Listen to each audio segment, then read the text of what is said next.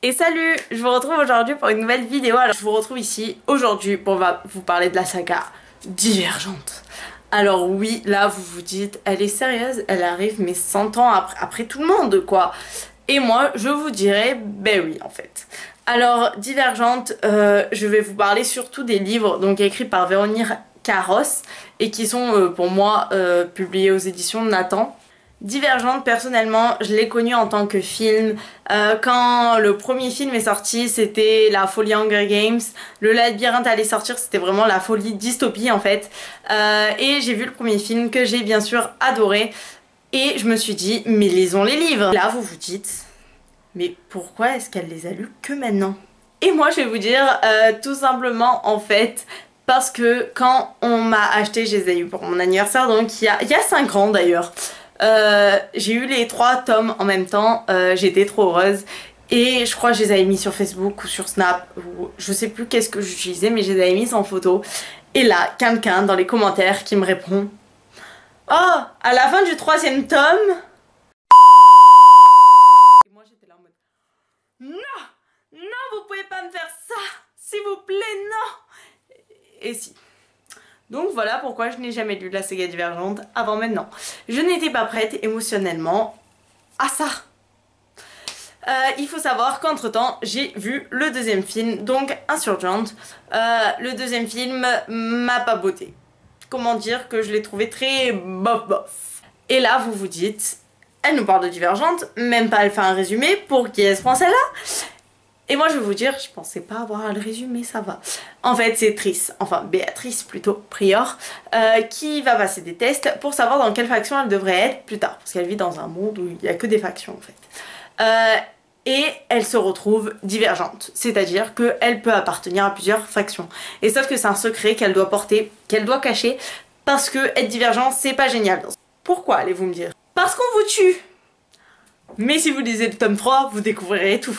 Et en fait, Béatrice va arriver et va choisir les audacieux alors qu'elle faisait partie des altruistes. Bref, vous en foutez sûrement. Mais bon, je vous le dis quand même parce que j'aime bien. Je pense que vous le savez tous. Je veux dire, la saga en film est ultra connue.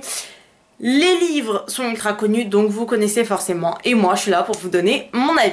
Alors, si vous avez vu que les films, retournez de suite à la librairie ou à la bibliothèque, allez vous prendre des livres, lisez-les et après vous reviendrez me parler. Et si vous avez lu les livres, vous comprendrez à quel point cette saga, ben maintenant, je l'aime vraiment beaucoup. C'est-à-dire que, en fait, le premier tome est à peu près identique au premier film, mais est beaucoup plus trash, j'ai envie de dire. Oui, trash, on peut le dire.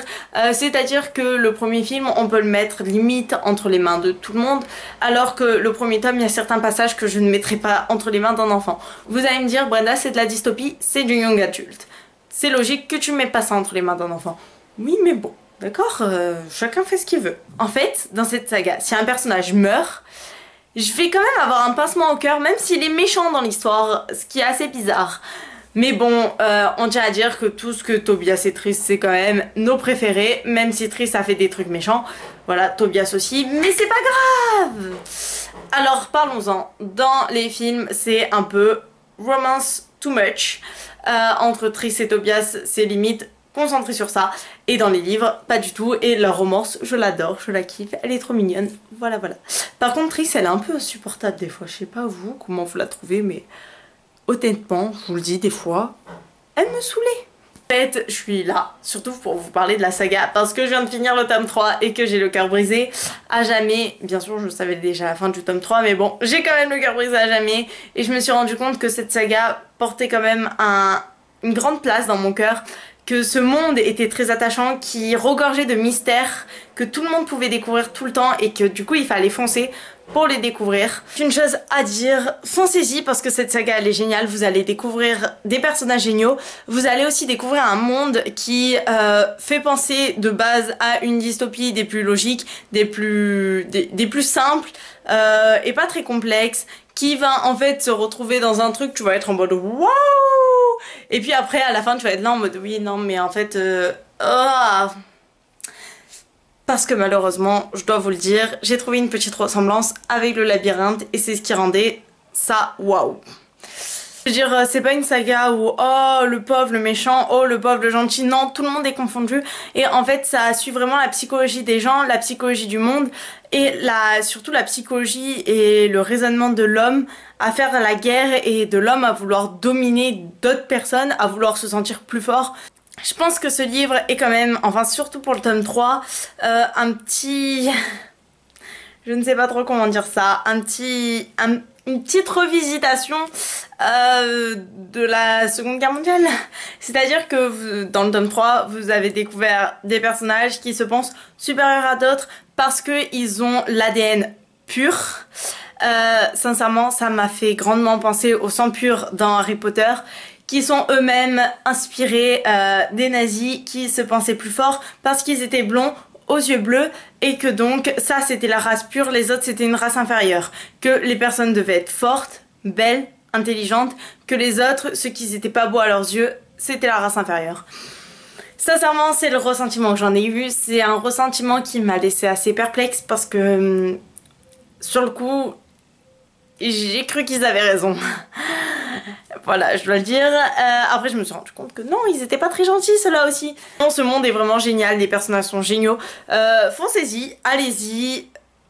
Les livres, évitez les films, mais bon, vous pouvez quand même aller le voir. J'ai pas vu le 3, mais bon, le 1 et le 2 étaient bien.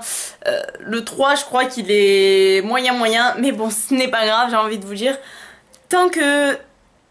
ayez un moyen, en fait, surtout lisez-les et réfléchissez, ne la lisez pas comme une dystopie habituelle, ne la lisez pas comme, voilà, comme quelque chose qui ne pourra jamais exister ou comme quelque chose qui au contraire va exister parce que voilà, la dystopie est dans le futur de notre monde, mais lisez-la plutôt comme quelque chose qui a existé et qui peut exister dès maintenant. Sincèrement, j'y ai pensé. Pensez-y, je vous la recommande à 200%, j'ai adoré. Dites-moi si vous l'avez adoré aussi. À la prochaine pour de nouvelles vidéos. Ciao!